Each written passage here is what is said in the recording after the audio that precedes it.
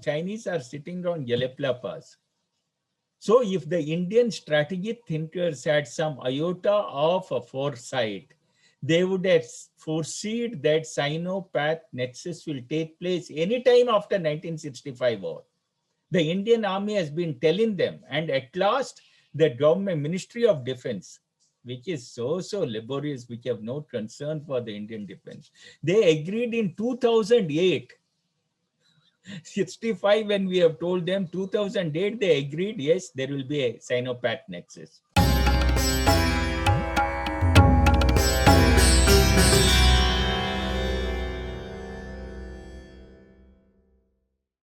Namaste everyone, welcome to Citti Media.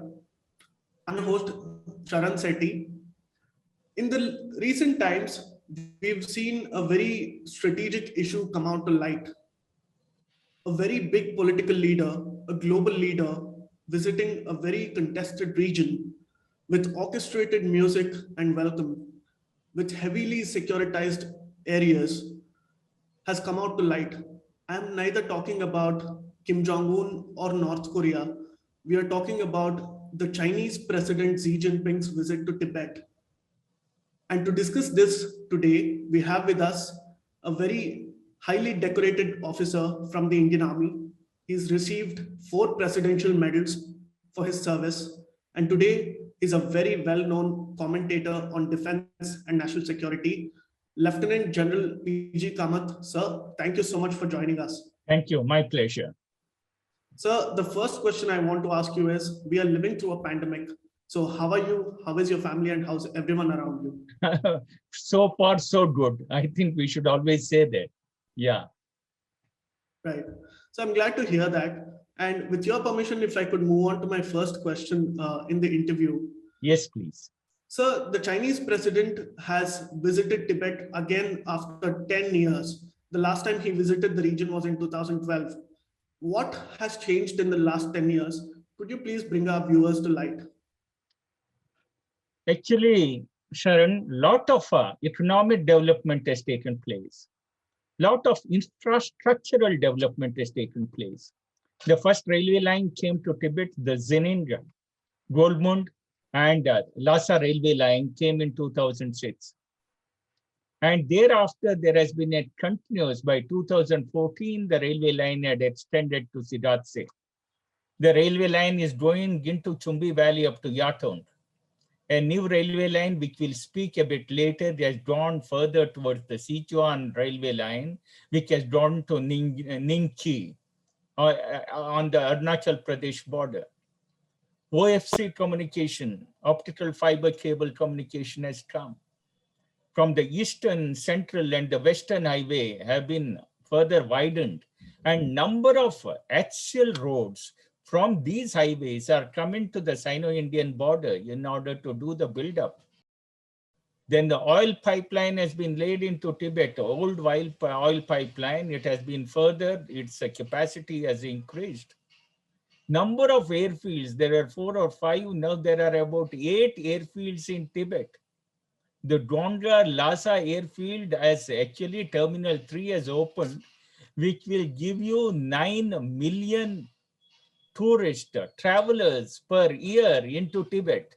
9 million. The entire Tibetan autonomous region is only around 3.6 million population. 9 million will come. You can imagine the number of tourists and number of hands or whoever has to come into Tibet. It will dilute the entire Tibetan culture.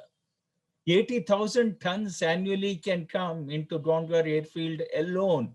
Leave alone the railway lines which are coming. The amount of people who will be coming, it will swamp the Tibetan culture, the Tibetan religion, the Tibetan identity, the Tibetan people. This is all absolutely a programmed. Now, why has it come to Tibet? This is the very pertinent question which you asked. They have got a high insecurity as far as Tibet is concerned. Right. He has flown directly into Ningchi. He has not come to Lhasa. First he came to Ningchi. Ningchi is just around 16-20, within 20 kilometers from our line of actual control from the Indian border. And there is a large-scale development which has taken place. There is an airfield there. And recently that railway connectivity, which we'll speak a bit later, has come in. A bridge has been built over Yarlon Sanpo, one of the biggest and and high-speed electric train is coming there. Right. The amount of development is also, actually Tibetans are absolutely worried about these developments. Right. Though there is certain economic development and all might be taking place, but who is talking about Tibetan monastery? We are talking of a Tibetan Buddhism with the Chinese characteristics. Chinese characteristics, communism believes in no God. Then what is this Buddhism having Chinese characteristics means forget Buddhism? So the amount of developments, see one thing, infrastructural development is taking place, no doubt. It is basically, we have to understand, for mobilization of troops against on the Sino-Indian border. He can move around 30, 36 divisions in less than 1.5 months using the railways, airfields, everything concerned, and they will be there. Second is exploitation of huge raw materials. 40% of the raw materials of entire China is in Tibet. You can imagine the amount of raw materials which can be exploited. Third is, the energy sector, nuclear energy sector has got a lot of nuclear waste which gets generated. Where do they dump this nuclear waste? Which is the area? Yes, Tibet, a vast expanse is there for them to build their this one. So if you really see this, and actually David Nunes, that the US Republican ambassador, has expressed a deep concern that the Biden administration is not really doing much. It has drawn on the Chinese president has visited the Sino-Indian border, though on the eastern sector, when the standoff is there in the western sector, and it is a great security threat to India. So you have to see this entire mixed signals which are coming. And one more important thing, Sharon, 23rd May 1951 is very important to China. That is the time when the 17-point agreement was signed between Tibet and Tibetan representative, His Holiness Dalai Lama's representative in China. His representatives were taken to Beijing, and 40,000 Chinese troops were in around Lhasa. They were coerced to sign this agreement. And this particular delegation, when they went to Beijing, did not even carry the original seals of the Tibetan administration. Do you know? And they made fabricated seals in Beijing and put this 17-point agreement is not honored. It doesn't have legal validity, but they want to show it as the one which has liberated Tibet, where they have integrated into the motherland.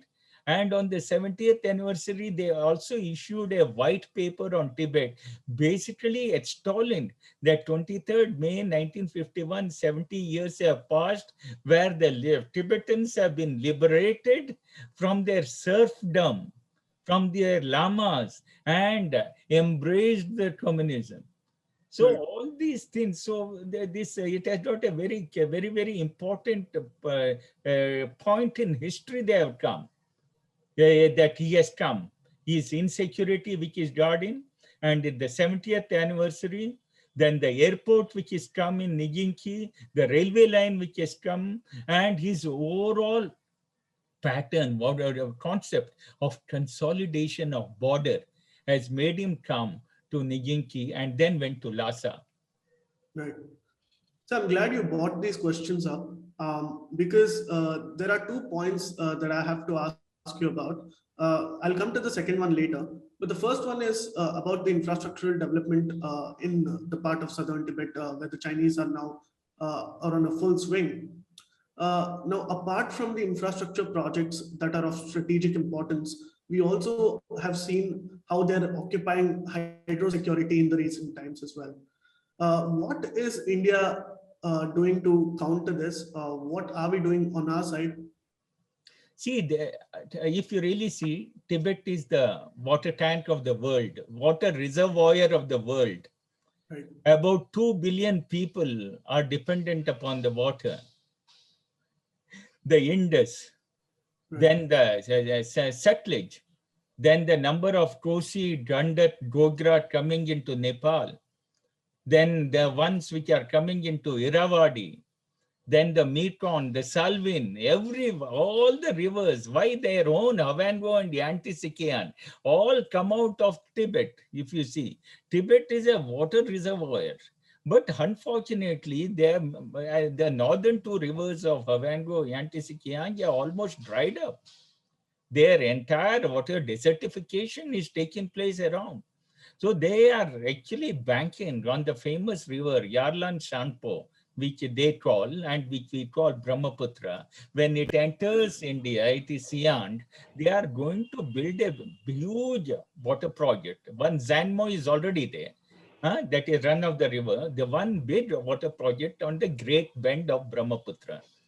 The Great Bend of Brahmaputra is that Yarlan Sanpo comes from west to east, and there is a 200 kilometers bend at the Namcha Barua. And there they are trying to trap this entire water by building a bridge, by which let there be no doubts, there will be what you call the river of water flow into Siang, which is coming through Kepangla into Arunachal Pradesh, will reduce tremendously. So there Right. is upper riparian states has certain responsibility towards the lower riparian states. And here we are actually unable to do. About 3-4 years back, we must have seen the entire Brahmaputra got muddied. When we asked, they did not share with us the hydrographic data also of Brahmaputra during that time. We still don't know. There must be huge digging which is carried on. And there are rumors and there are tangible information that he's trying to divert the southern waters into his dry rivers of the northern rivers as well. And hence this huge dam is being built. Now, in one of my articles I have written, all the lower riparian states, that includes Pakistan, unfortunately. Pakistan, whether they join or not, it's a different problem. Pakistan, Nepal, India, Bhutan, Bangladesh, Myanmar, then comes Thailand, then comes the Laos, Cambodia, Vietnam. All these around 10 lower riparian states have to form an organization, lower riparian states of Tibet, rivers flowing from Tibet, Right. and then contest with the China in order to regulate and its behavior in consonance with the lower riparian state. This particular initiative has to be taken by China, which we are not doing. Actually, if they really build a bridge, a huge project at the River Great Bend, there is lot of concern for India, Bangladesh. We need to do something. Probably, frankly, I don't think we are doing anything, and it's high time the government puts its antlers up and start doing something in order to see such absolutely totalitarian unilateral decision is not taken by China. Right.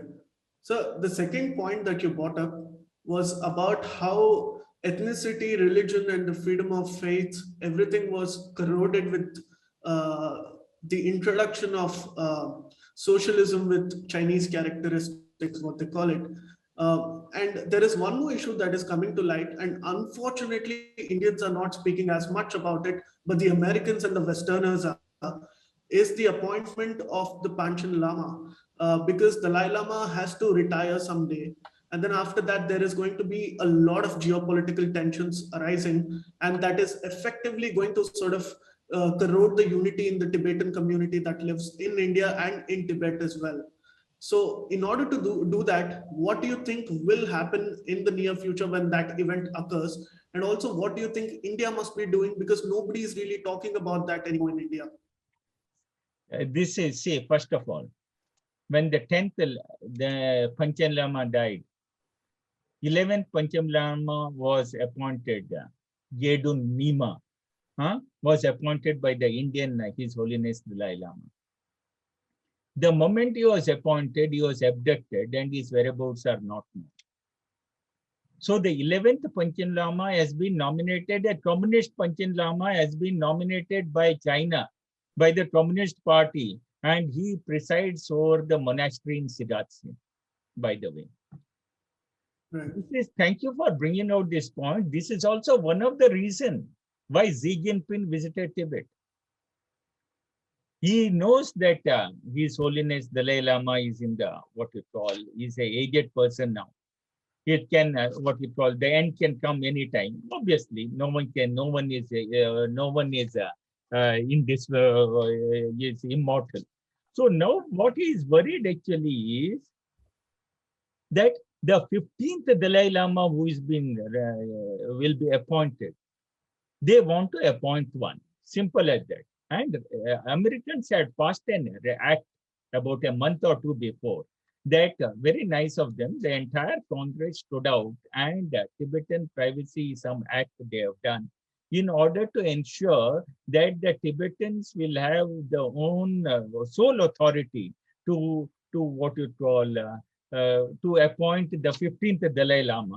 That act is called, incidentally, Tibetan Policy and Support Act of 2020, which was passed by the Congress recently. Right. See, Americans are so much concerned. They have already done that, TPSA Act, so that they say we will not recognize the 15th Dalai Lama if appointed by China. It is the sole prerogative of the Tibetans to have their religious head. Just as I told you before, a non-God communism is trying to appoint a God for the Tibetans. Looks ridiculous, doesn't look. So the 10th, the 11th Panchen Lama has been hijacked. So now we are worried what will happen. Now what will happen? In the unfortunate, though His Holiness has told he will live up to 115 years.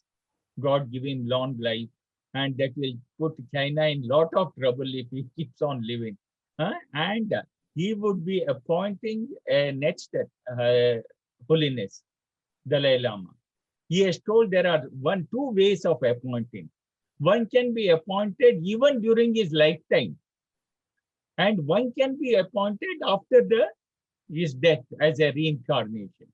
So both options His Holiness has kept in his mind. And now India is to work on it to ensure that the next 15th Dalai Lama is as per the wishes of the present His Holiness, the 14th Dalai Lama. I hope the Tibetan administration is doing something about it. So they must be, if His Holiness doesn't depart from this world for next 15 years, we have nothing to convey. It is one of the best things to happen. But as per my particular assessment is, the moment His Holiness departs, China will appoint that one of the fake Dalai Lamas and install him into Potala Palace, and then tell he is the Lama and now you all Tibetan, and say nothing to do with the outside Lamas in future. That they are doing. It's a high time Indian government does. Right. I agree with you. Thank you so much for that elaborate answer, sir. This brings me to my last question, and I'll keep it very broad. I'm sorry that this cannot be covered in 5 minutes. I understand the brevity of time that we have here. We don't have enough time. But now, when we look at the Sino-Pak nexus, China and Pakistan has been coming together on a lot of strategic fronts, and that is being seen in Nepal, that is being seen in other areas as well. Having said that, what has India been doing about countering the nexus in South Asia in general, but at least on the borders, whether it's in terms of gaining the strategic advantage or building infrastructure, etc. Could you bring us up to light about what India's game plan has been for the last 10 years and how it is going to be in the future? See, this Sino-Pak's Nexus is not a new project or a new concept which has come. It has come as early as in the 1965 operations between Sino-Indian War. That time, China had already, mobilized more than 6 divisions in Tibet and were intimidating India in order to end the war soon, and they were intimidating. Rather, if you really know, there is the famous pass of Nathula and Jalepla. China gave us an ultimatum that in the eastern Sikkim, that we vacate both, otherwise China is going to do something because these passes are ours. That was the time the Indian government actually buckled down, and Jalepla Pass was vacated, and orders were given for Nathula Pass also to be vacated. But the famous general there, he was said he was just missing from his headquarters. He didn't want to take the orders, and due to which the Nathula is in our hands. The division which had Jalepla in the hand vacated, and now Chinese are sitting on Jalepla Pass. So if the Indian strategic thinkers had some iota of a foresight, they would have foreseen that Sino-Pak Nexus will take place anytime after 1965 war. The Indian army has been telling them, and at last the government Ministry of Defense, which is so laborious, which have no concern for the Indian defense, they agreed in 2008. 65 when we have told them, 2008 they agreed, yes, there will be a Sino-Pak Nexus, and just wrote 2-line letter and told, without increasing the budget, nothing. This is the competency and efficiency of our Ministry of Defense. It took them around 40 years to say, yes, there will be a war. This is not new to us. Actually, Indian Army is planning for this, but only we do not have the budget. The budgetary support, only when the strategists understand it, when there is a national security strategy, when we identify our threat, how much of forces are coming from east, west, what is the nexus with our enemy. All this, when we realize this, then you will do a budgetary provision. With no budgetary provision, we are not really able to handle. For example, the Sino-Pak war, if it is in full swing, we should be prepared for a 90 days war on both fronts. We should have 55 squadrons of Air Force. Our authorized is 44, and now we are down to 30. So it's high time government understands it. Now, regarding what we have done of late, the entire communication infrastructure has been improved. You know, in Ladakh, the famous Manali Rohtan Pass is fully, there is a tunnel, and even during the winters, you can use it. Similarly, there is a connectivity with the Leh from the two sides. So that is one of the biggest quantum improvement in our infrastructure in order to Ladakh. Second is, we have realigned our forces from the Western Front to the Northern Front in order to ensure that there is a sizable armor also in the Ladakh region, which is already there. We have mirrored the deployment of whatever Chinese have done, we have done it on that side. Am I right? Thirdly, we have also to increase in terms of our Air Force, and our Navy has to be very powerful in order to, if there is a land battle in our north and the west, we should be able to give China a decision-making kill in the Indian Ocean. We can block the Malacca Strait, the Sunda Strait, the Lombard Strait, and all, and see that he is completely isolated from the Indian Ocean. His trade is interdicted. So there are a lot of things at a national security strategy level, which unfortunately has not yet been coined, can be done. China access is a factor which is there, applicable now. It will be there. Lot of resources have to be allocated. That's all I can see at that point of time. We can talk a lot in my next session. Right. So this has been a very, very interesting session. Even I got to learn a lot because I come from a background of geopolitics as well. So it has been extremely wonderful talking to you. And thank you so much for agreeing to speak with us. And I hope we can invite you for a lengthier format of a discussion as well, so that we can have such conversations in detail. Yeah, yes, please. Okay, take care. Sir, thank you so much. And Jai Namaskara, Hind. sir. Jai Hind. Namaste. And to all the viewers who are watching this, please do like, share, and subscribe. My name is Sharan Citti, your host, signing off. Please remember to subscribe to us and switch on the notifications for this channel. For our other social media links, more content, and to support our work, please visit citti.net. Dhanyavad. Namaskar.